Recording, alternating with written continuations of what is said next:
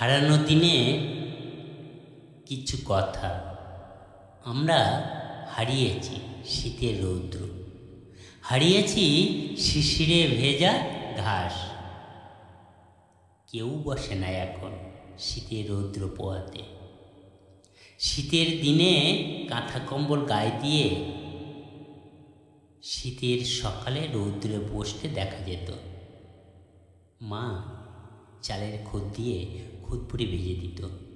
কেউ বা শালুক খেত রৌদ্রে বসে। অভাবের সংসারে বেশ ভালো ছিল একটা মিল বন্ধন, একে অপরের সাহায্যের হাত বাড়িয়ে দেওয়া।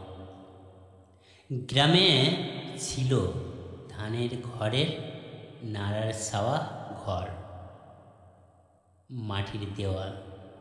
সকালে মায়েরা ঘুম থেকে উঠে দেওয়াল গোবর দিতে দেখা যেত। সমস্ত বাড়ি পরিষ্কার পরিচ্ছন্নতা দেখা যেত। বাড়ির সমস্ত কাজ মেয়েরা করত। তখন কাঠ বা নাড়ার ঘর দিয়ে রান্না হতো। মেয়েরাই কাঠ ছোট ছোট করে কেটে নিত। সমস্ত বাড়ি পরিষ্কার পরিচ্ছন্নতা দেখা যেত। এখনকার মেয়েরা অলস প্রকৃত, পরিষ্কার থাকতে অত চায় না।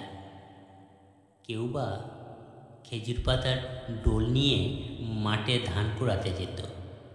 সংসার তো চালাতে হবে, দিনরাত পরিশ্রম করত।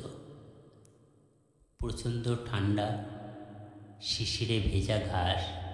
মুখে ঘা হলে সকালে ঘাসের আগায় শিশির নিয়ে মুখে লাগাতো। আমরা হারিয়েছি খেজুর গাছের রস।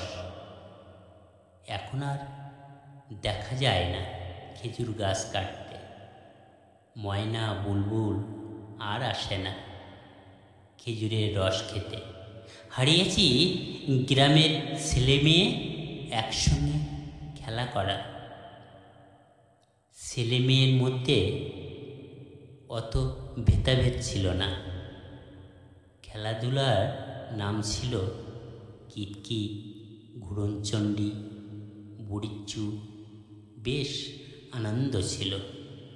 খেলার শেষে ছেলে মেয়ে এক জায়গায় বসে কত গল্প হতো। পড়াশোনার জন্য স্কুলের বই আদান প্রদান হতো। ছেলে মেয়ের মধ্যে সকলের তো বই কেনার সামর্থ্য ছিল না। দিনের পর দিন যত ফ্যাশন উঠেছে, মানুষের মধ্যে তত হিংসা হানাহানি গড়ে উঠেছে।